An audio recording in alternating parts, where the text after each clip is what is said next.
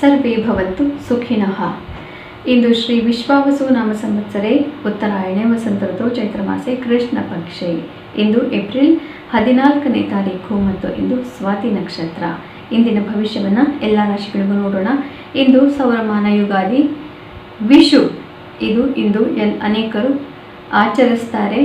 ಅವರೆಲ್ಲರಿಗೂ ಶುಭಾಶಯಗಳನ್ನು ಕೋರೋಣ. ಎಲ್ಲರಿಗೂ ಹೊಸ ವರ್ಷದ ಶುಭಾಶಯಗಳು. ಇಂದಿನ ಭವಿಷ್ಯವನ್ನು ವಿಶೇಷವಾಗಿ ನೋಡೋಣ ಬನ್ನಿ. ಇಂದು ಮೇಷ, ವೃಷಭ, ಸಿಂಹ, ತುಲ ಹಾಗೂ ಧನು ರಾಶಿಗಳಿಗೆ ಅತ್ಯಂತ ಉತ್ತಮವಾದಂತಹ ಫಲ. ಚಂದ್ರ ನಿಮ್ಮ ಭಾವನೆಗಳನ್ನು ಸಂಪೂರ್ಣವಾಗಿ ನಿಮ್ಮ ಹತೋಟಿಯಲ್ಲಿರೋಕ್ಕೆ ಆಸ್ಪದ ಕೊಡ್ತಾನೆ ಮತ್ತು ಭಾವನೆಗಳನ್ನು ಸರಿಯಾಗಿ ಹತೋಟಿಯಲ್ಲಿಟ್ಟುಕೊಂಡು ನೀವು ಆತ್ಮವಿಶ್ವಾಸದಿಂದ ಇರುವಾಗ ಕಾರ್ಯಕ್ಷೇತ್ರದಲ್ಲಿ ಯಶಸ್ಸು ತಂತಾನೇ ಬರುತ್ತೆ. ಎಲ್ಲ ವಿಷಯಗಳಿಗೂ ಸರಿಯಾದ ಪರಿಹಾರಗಳು ಕೂಡ ಪ್ರಾಪ್ತಿಯಾಗುತ್ತೆ. ಆದ್ದರಿಂದ ಇಂದು ಸ್ವಾತಿ ನಕ್ಷತ್ರದಲ್ಲಿ ಇರೋದ್ರಿಂದ ಸ್ವಾತಿ ನಕ್ಷತ್ರದ ಉತ್ತಮವಾದಂತಹ ಒಂದು ಗುಣ ಏನು ಅಂತಂದರೆ ಬಿಸ್ನೆಸ್ ಇತ್ಯಾದಿಗಳಿಗೆ ಇದು ಬಹಳನೇ ಒಳ್ಳೆಯ ನಕ್ಷತ್ರ. ಮದುವೆಗೆ ಸ್ವಾತಿ ನಕ್ಷತ್ರದ ಹುಡುಗಿ ಇತ್ತು ಅಥವಾ ಹುಡುಗ ಇತ್ತು ಅಂತಂದರೆ ಜಾತಕವನ್ನು ನೋಡೋ ವಾಡಿಕೆಯೇ ಇಲ್ಲ. ಅಷ್ಟು ಮದುವೆ ಖಂಡಿತವಾಗಲೂ ಚೆನ್ನಾಗಿರುತ್ತೆ ಅಂತ.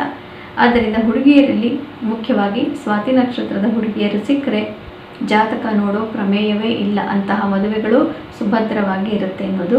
ಆದ್ದರಿಂದ ಇಂದು ಯಾರ್ಯಾರು ಬಿಸ್ನೆಸ್ ಮಾಡ್ತಾ ಇದ್ದೀರಿ ಅಂಥವರಿಗೆಲ್ಲ ಉದ್ಯಮಿಗಳಿಗೂ ಇಂದು ಬಹಳನೇ ಶುಭಕರವಾದಂತಹ ದಿವಸ ಇದಾಗಿರುತ್ತೆ.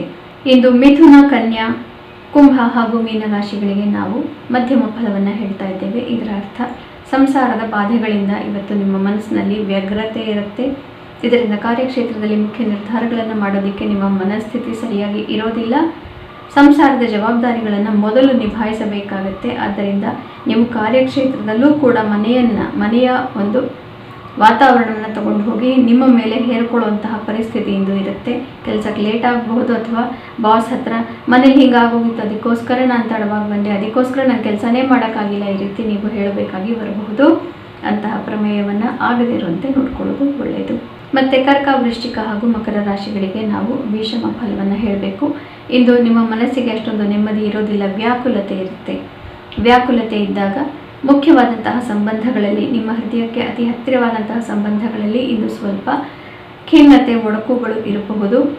ಆದರೆ ಅತಿ ಹೆಚ್ಚಿನ ಯೋಚನೆ ಮಾಡುವ ಅವಶ್ಯಕತೆ ಇಲ್ಲ.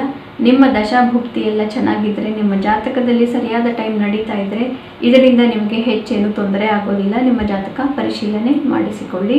ಈ ರಾಶಿಗಳಿಗೆ ಇಂದು ಮನೋವ್ಯಥೆ ಸ್ವಲ್ಪ ಇರುತ್ತೆ. ಪುನಃ ನಾಳೆ ನಾನು ನಿಮ್ಮ ಭವಿಷ್ಯದೊಂದಿಗೆ ನಿಮ್ಮೆದುರಿಗೆ ಬರ್ತೇನೆ.